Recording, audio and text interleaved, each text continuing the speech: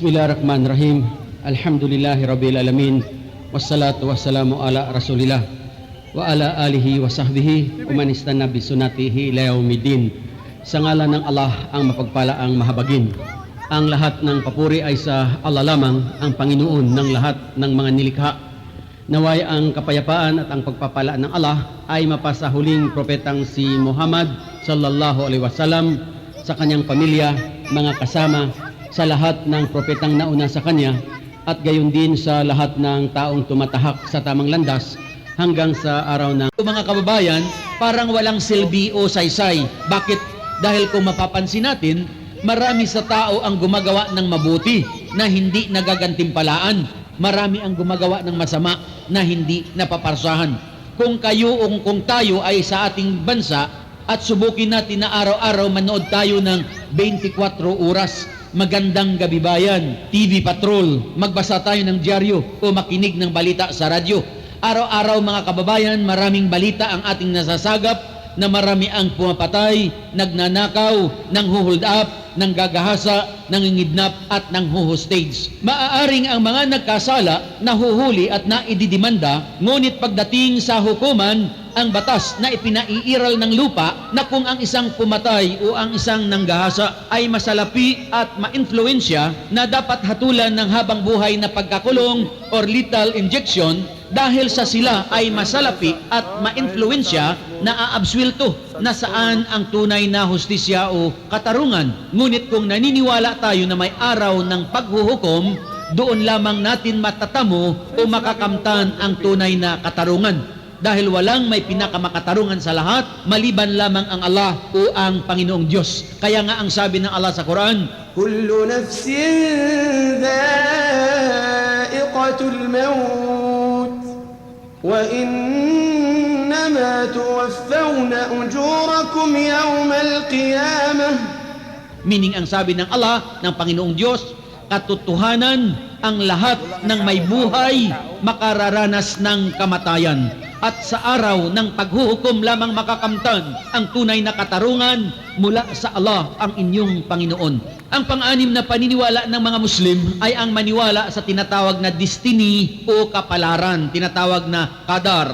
Ang ibig ipakahulugan, mga mahal na kababayan, anuman ang nagaganap sa atin sa ibabaw ng mundo, tanggapin natin na ito ay nalalaman at plano ng Allah o ng Panginoong Diyos.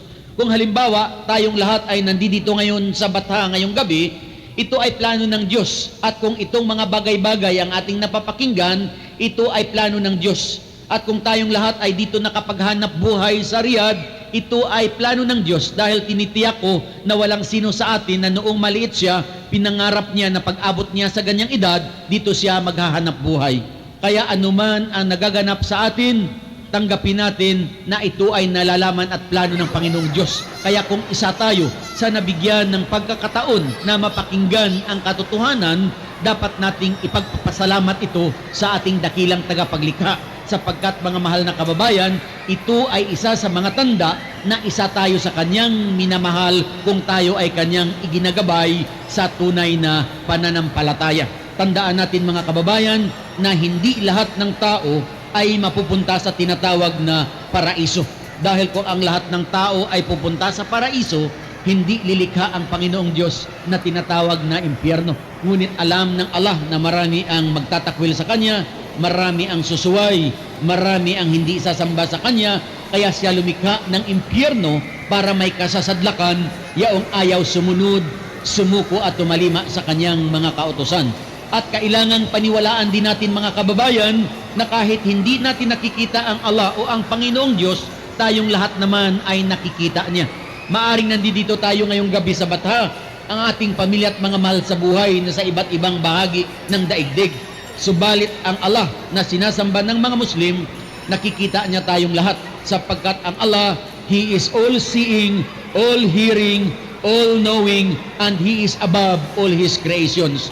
Nasa kataas-taasan natin siyang lahat at siya ang patuloy na tumutustos at nangangalaga sa atin bilang kanyang mga alipin at mga nilikha. So ito ang mga pinaniniwalaan ng mga Muslim.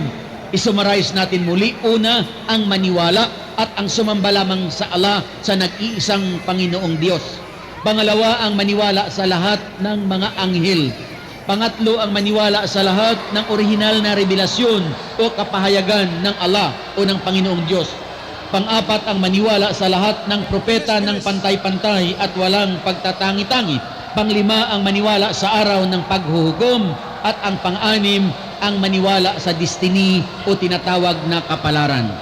Maliban dito mga mahal na kababayan, ang Islam ay may 5 haligi o pillars na ito naman ay dapat isagawa o isabuhay ng isang Muslim upang makamtan ang kasiyahan ng Allah at matamo ang kaligtasan sa darating na araw ng paghuhukom. Una sa lahat, ang haligi ng Islam ay ang tinatawag na Shahadatain or panunumpa. Sa panunumpa, sinasabi ng mga Muslim ang kahulugan, sumusumpa ako na walang ibang Diyos na dapat sambahin kundi ang Allah lamang ang tagapaglikha. Sumasaksi ako na si Muhammad ang huling propeta at sumasaksi rin ako na si Hesukristo propeta ng Allah.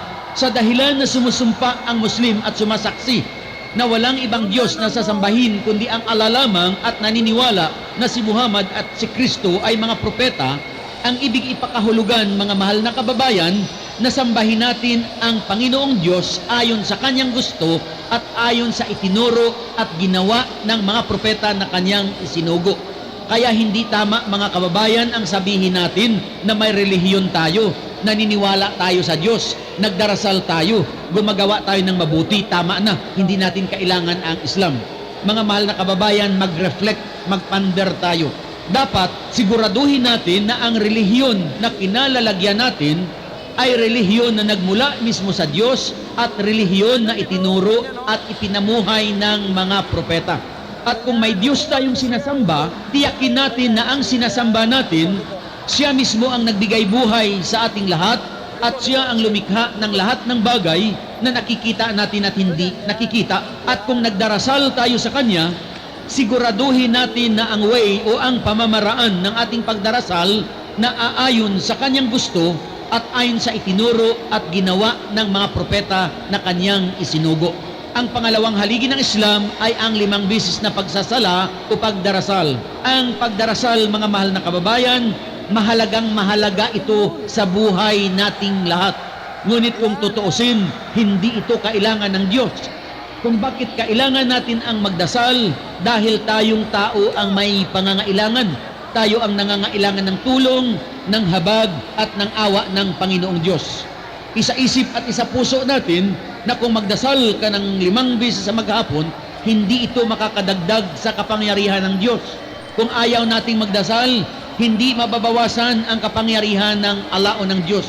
Siya pa rin ang tinatawag na Akbar, meaning pinakadakila, na siya ang nagbigay buhay sa ating lahat. Siya lamang ang nakaalam kung kailan niya tayo babawian ng buhay. Kaya anuman ang kalagayan ng isang Muslim, kapag dumating ang oras ng pagsasala o pagdarasal, kinakailangan na gampanan o isagawa niya ito bilang pagpasalamat sa Diyos, pagpuri, pagdakila, pagluwalhati, higit sa lahat pagtanaw ng utang na loob sa Diyos na nagbigay buhay sa Kanya. Hindi ito katulad ng hindi Muslim mga kababayan, na ang karamihan sa tao, na alaala lamang nila ang Diyos at naalaala ang magdasal kung may sakit, kung may problema, kung may pangangailangan, kung nasa bingit ng kamatayan, kung tumanggap ng balita na may problema ang kanyang pamilya o mga mahal sa buhay.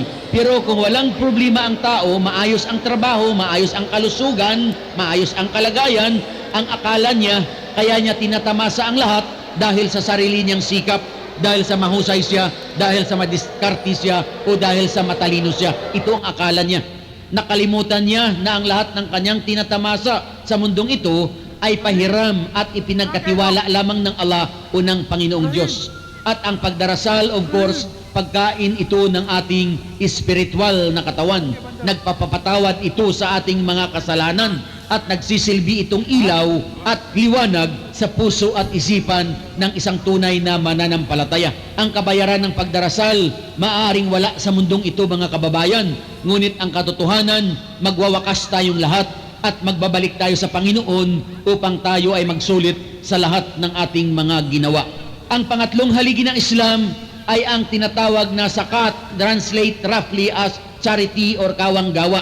Ngunit itong zakat na tinatawag sa Islam, na kung ang isang Muslim ay may ipon siya na hindi niya nagalaw sa loob ng isang taon, pagdating ng katapusan ng taon, kinakailangan na kukunin niya ang 2.5% nito at ibigay niya sa alam niyang naghihirap o nangangailangan.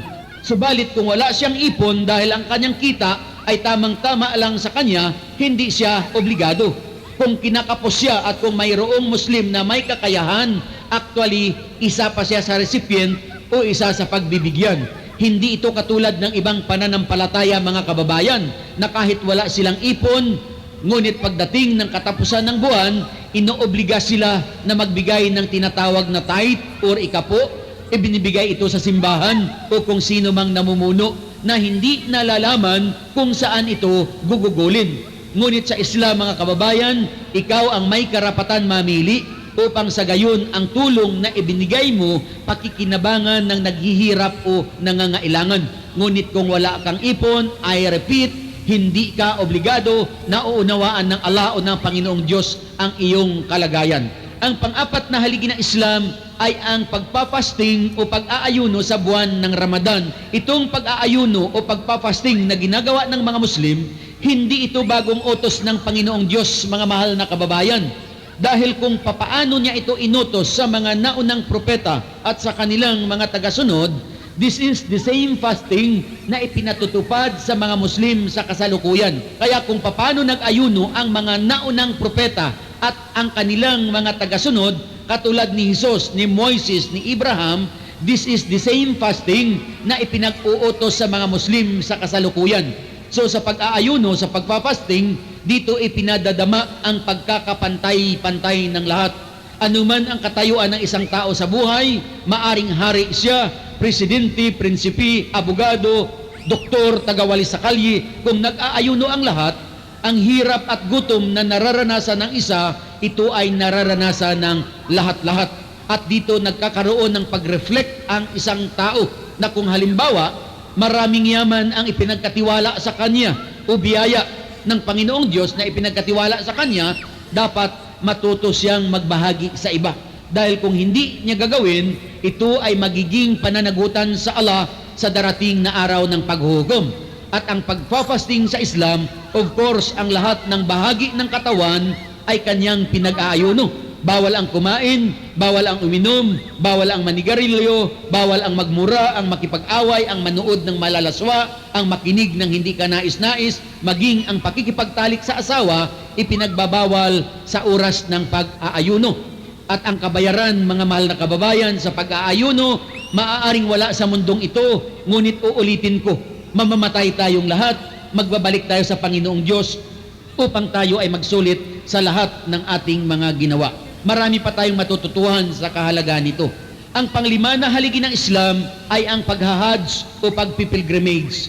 Itong paghahajj, mga mahal na kababayan, inuobliga ang lahat ng Muslim sa buong sanlibutan na isagawa nila ito at least once in their lifetime. Ngunit ito ay may mga kondisyon upang kanyang gawin. Ang unang kondisyon, kailangan of course isa siyang Muslim. Sumunod, of course, malakas ang kanyang pangangatawan upang maglakbay sa Makkah upang isagawa ang rituals nito. Sunod na kondisyon, kailangang may sapat siyang salapi na gugugulin kung siya ay maglalakbay. At ang sumunod, kailangang matino ang kanyang pag-iisip. Malakas siya kung walang sapat na salaping gugugulin, hindi siya obligado. At mayaman siya kung hindi matino ang kaisipan, hindi rin obligado. Ngunit kung namimit niya ang lahat ng requirements na yaon, it is a must for each and every Muslim na isagawa ang paghahajj once in their lifetime. At sa paghahajj, mga kababayan, doon muli ipinadadama ang pagkakapantay-pantay ng lahat at doon din ipinadarama ang araw ng paghuhukom. Kung bakit doon ipinadadama ang pagkakapantay-pantay ng lahat, sapagkat ang sino mang maghahajj, anuman ang katayuan niya sa buhay, anuman ang kanyang lahi, saang sulok man siya ng daigdig mula, silang lahat ang kalalakihan, walang brief, walang sando, pero nakabalabal ng puting-puti na tela na hindi naman nakikitaan. At ang layunin ng paglakbay ay upang manalangin sa Panginoon, humingi ng tulong, humingi ng habag, humingi ng awa. manalangin na ipagkaloob sa kanya ang kaligayahan at ang kapayapaan sa mundong ito, higit sa lahat nananalangin siya na ipagkaloob sa kanya ang paraiso at ang kaligtasan sa darating na araw ng paghuhukom. Kung bakit doon ipinadadama ang araw ng paghuhukom, sapagkat ang sino mang mag-hajj, ang tanging daladala niya ay ang katawan niya lamang, nakabalabal sa kanyang katawan at kaunting panggastos habang siya'y naroroon. Dahil kung halimbawa isa kang Muslim at ang bahay mo na naipundar halimbawa ay halagang 10 milyon, hindi mo ito pwedeng baunin kung ikaw ay magsasagawa ng hajj. At ang lagi nating isaisip na kung halimbawa marami kang naipundar na kayamanan, ang bahay mo halimbawa ay worth 20 million at binawian ka ng Panginoon ng buhay, katotohanan kababayan, kahit isang pusti ng iyong bahay, wala kang madadala sa iyong hukay. Ang lahat iiwanan ng tao, sapagkat ang titingnan lamang sa atin ng Panginoon kung papaano natin siya sinamba ayon sa kanyang gusto at kung papaano tayo namuhay sa lupa ayon sa utos ng Panginoong Diyos at ayon sa itinuro ng mga propeta na kanyang isinugo. So ito ang 5 pillars o haligi ng Islam. Una ay ang tinatawag na panunumpa o shahadatain. Pangalawa ay ang 5 bis na pagsasala o pagdarasal. Pangatlo ang pagbibigay sakat o kawanggawa kung ikaw ay may ipon, kung wala hindi ka obligado. Pang-apat ang pag-aayuno o pagpapasting sa buwan ng Ramadan, at ang panglima ay ang paghahajj or pilgrimage kung ikaw ay may kakayahan na isagawa ito. Maliban dito mga kababayan, karagdagang aral sa inyo ang katotohanan kay Jesus Christ, peace be upon Him, na siya ay hindi namatay at hindi ipinako sa cross. But the truth about Jesus, peace be upon Him, up to the present time, He is alive. Siya ay buhay. Dahil noong kanyang panahon, hinahabol siya ng mga Hudyo. Gusto siyang patayin at pinagbibintangan na isang kriminal, isang impostor, isang sinungaling, at isang huwad na propeta. Kaya gusto siyang mapatay. Dahil mahal siya ng Allah o ng Panginoong Diyos, hindi niya pinabayaan na mapatay ng mga Hudyo, bagkos iniligtas siya ng Allah. So itinaas siya, at hanggang ngayon si Jesus Christ ay nasa pangalawang palapag ng kalangitan at siya ay buhay, at naniniwala ang mga Muslim na siya ay muling bababa sa daigdig. At sa pagbaba niyang muli, isang dakilang tanda ito na nalalapit na ang araw ng paghuhukom. Pero kung kailan siya bababa na muli, walang may nakaalam maliban sa Allah o sa Panginoong Diyos lamang. So ito ang aral ng Islam, mga mahal na kababayan. Sa Islam, mga mahal na kababayan, walang masama na tayong lahat ay magsikap, dahil ang pangarap nating lahat ay ang mapaunlad natin ang ating buhay sa mundong ito. Uulitin ko, walang masama ang mag-strive o ang magsumikap. Ngunit sikapin natin na ang ating pagsikap ay sa malinis at sa legal na pamamaraan. So if there is nothing harm to strive in order to succeed in this world, mga mahal na kababayan, ang turo ng Islam na mas higit na sumikapan at paghandaan natin ang tinatawag na kabilang buhay at ang araw ng paghuhukom, sapagkat naroroon ang tinatawag na buhay na walang hanggan. At ang paghanda natin sa tinatawag na kabilang buhay, huwag naman natin sanang sabihin na later on o tsaka na lang, tsaka na lang. Dahil ang katotohanan, mga mahal na kababayan, walang sino sa atin ang may hawak ng kanyang buhay. Ang sabi nga ng Allah sa banal na Quran, وَمَا تَدْرِي نَفْسٌ مَاذَا تَكْسِبُ غَدًا وَمَا تَدْرِي نَفْسٌ بِأَيِّ أَرْضٍ تَمُوتُ إِنَّ اللَّهَ عَلِيمٌ خَبِيرٌ. Meaning, ang sabi ng Panginoon, walang sino sa inyo ang nakaalam kung ano ang mangyayari sa inyo bukas. At walang sino sa inyo ang nakaalam kung saang lugar kayo mamamatay. Innallaha alimun kabir. Ang Allah lamang ang nakakaalam ng lahat-lahat ng bagay.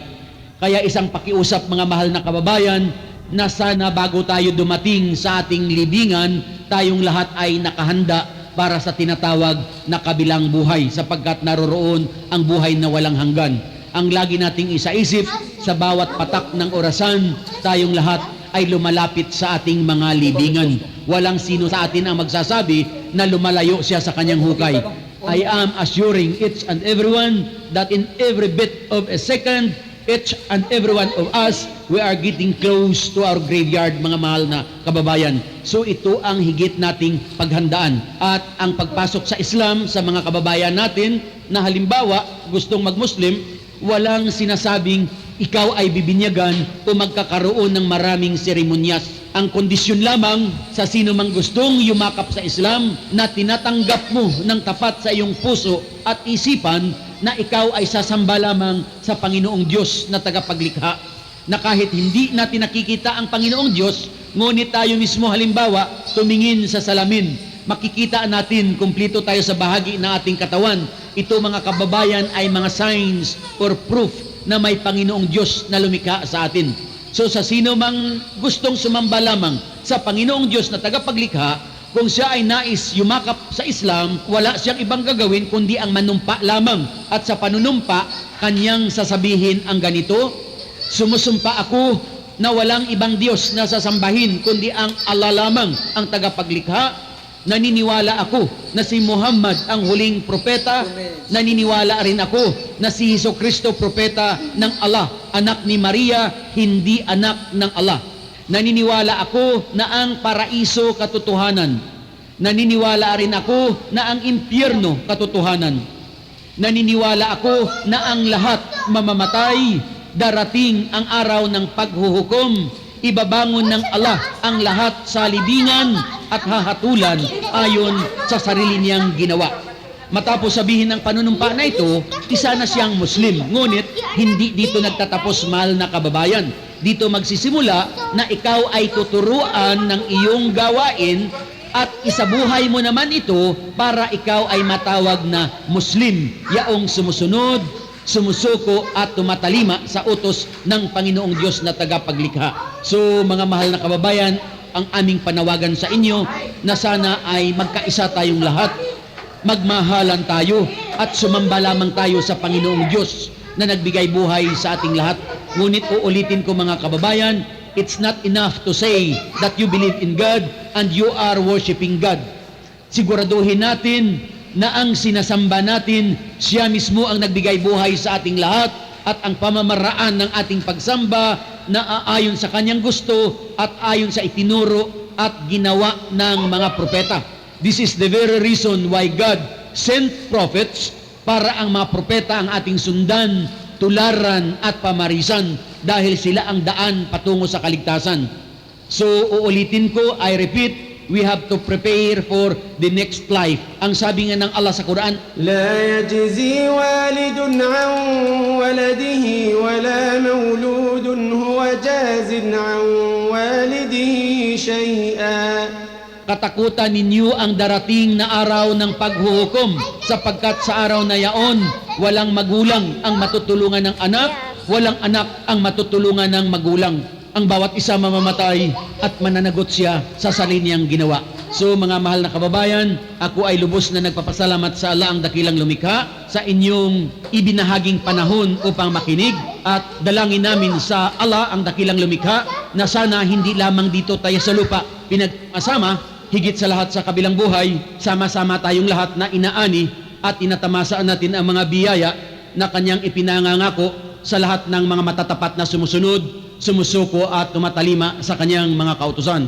Wa akhiru da'wana inalhamdulillahi rabbil alamin.